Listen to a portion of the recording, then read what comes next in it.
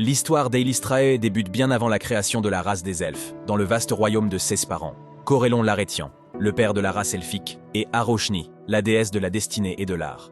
Eilistraë est né de leur union, héritant de la beauté de sa mère et de la sagesse de son père.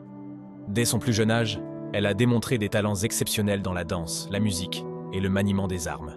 Son chant envoûtant et sa nature bienveillante la différencièrent de beaucoup de ses frères et sœurs divins. Mais Eilistraë était aussi une guerrière accomplie, maniant l'épée avec une grâce inégalée, et elle fut souvent envoyée pour défendre les elfes et leur monde contre les menaces venues des ténèbres. À cette époque, le panthéon elfique, connu sous le nom de Seldarin, n'était pas encore marqué par la trahison et la guerre. Aroshni, la mère d'Eilistraë, était encore l'épouse dévouée de Corellon. Cependant, une sombre ambition naissait dans son cœur. En secret, Aroshni méprisait le leadership de Corellon et souhaitait le renverser pour gouverner le Seldarin elle-même. Elle ourdit alors un complot, persuadant certains dieux mineurs et démons de se ranger à ses côtés, et sa soif de pouvoir ne cessa de croître. Lorsque la guerre éclata entre Aroshni et le reste du Panthéon, Eilistraë se retrouva tiraillée entre sa loyauté envers sa mère et son amour pour Corellon et les elfes. Elle combattit courageusement aux côtés de son père, défendant les idéaux de paix et d'harmonie. Cependant, Aroshni, dans sa ruse, manipula Eilistraë, utilisant ses talents pour qu'elle blesse accidentellement son propre père lors de la bataille décisive. Horrifiée par cette trahison, Eilistraë se retourna contre sa mère, mais ses efforts ne purent empêcher la destruction que celle-ci provoqua. Lorsque la bataille se termina, Aroshni fut vaincu. Corellon, en apprenant la vérité, bannit Aroshni dans les abysses.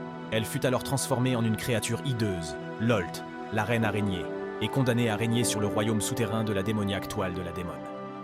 Mais Eilistraë, bien que victime de la manipulation de sa mère, fut elle aussi condamnée à l'exil. Corellon savait qu'un jour les elfes sombres, les Drows, auraient besoin d'un guide, d'une lumière dans l'obscurité. Eilistraë, avec son cœur compatissant et sa volonté de rédemption, était la mieux placée pour jouer ce rôle. Elle fut précipitée dans le monde souterrain, là où les elfes qui avaient suivi Lolt s'installèrent pour échapper à la colère de Corellon. Ces elfes sombres devinrent les Drows, une race crainte et méprisée, se coupant du reste des elfes. À mesure que le temps passait, ces Drows s'enfoncèrent dans les ténèbres, adoptant la cruauté et le mépris de leur nouvelle déesse. Lolt les modela à son image, encourageant la traîtrise et la tyrannie, jusqu'à ce que les Drows deviennent synonymes de terreur et de mal. Cependant, Eilistraë, fidèle à son rôle, ne chercha jamais la vengeance. Exilée parmi eux, elle se consacra à offrir une alternative aux Drows, à leur montrer la voie de la paix, de la danse, de la musique et de la lumière sous les étoiles. Elle apparut aux Drows dans les ténèbres de l'Outre-Terre, leur chantant des mélodies pleines d'espoir, leur murmurant des promesses de liberté et de beauté à la surface. Eilistraë offrait aux Drows un chemin différent, celui de la rédemption et de l'harmonie avec leurs frères elfes de la surface. Le culte d'Eilistraë commença ainsi, discrètement, dans l'obscurité de l'Outre-Terre. Seules prêtresses et ses fidèles se regroupèrent en petites communautés cachées, fuyant les griffes cruelles de Lolt. Ils luttaient pour survivre, se cachant dans des cavernes isolées ou dans des villages reculés à la surface, souvent traqués par leurs propres frères et sœurs Drows. Pourtant, ils gardèrent la foi, espérant que leurs frères perdus finiraient par les rejoindre. Eilistraë elle-même n'apparaissait que rarement, se manifestant lors de moments critiques pour guider ses fidèles ou sauver des innocents. Pourtant, sa présence se ressentait partout où une danse ou un chant s'élevait, réchauffant le cœur des opprimés. Au fil des siècles, plusieurs grandes prêtresses marquèrent l'histoire de son culte. Parmi elles, Kilwë Veladorn devint l'une de ses plus fidèles servantes. Kilwë mena de nombreuses opérations secrètes contre les serviteurs de Lolt, protégeant les elfes de la surface contre les incursions des Drows malveillants et cherchant à créer des alliances entre les peuples de la surface et les Drows fidèles à Eilistraë. Mais ce fut un chemin semé d'embûches.